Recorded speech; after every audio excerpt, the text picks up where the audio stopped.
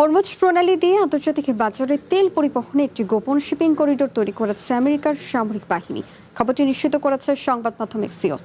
তারা জানায়, ওমানের উপকূল ঘেঁষে তৈরি করা বিশেষ সুরক্ষিত নৌপথ দিয়ে প্রতিদিন প্রায় 1 কোটি ব্যারেল অপরিশোধিত তেল বিশ্ববাজারে নিয়ে আসা হচ্ছে।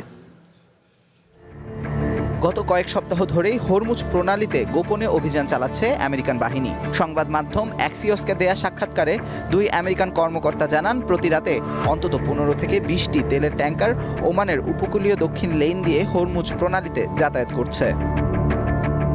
এই বিশেষ অভিযানের আওতায় আমেরিকান তেলবাহী জাহাজের পাশাপাশি আরও নগদ নিয়ে এলো হার না মানা হার অফার।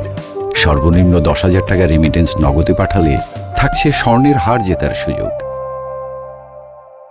সাগর থেকে খালি ট্যাঙ্কারগুলো পারস্য উপসাগরে প্রবেশ করে, সেখানে তেল ভর্তি করে জাহাজগুলো আবার একই পথে আন্তর্জাতিক বাজারে ফিরে আসে।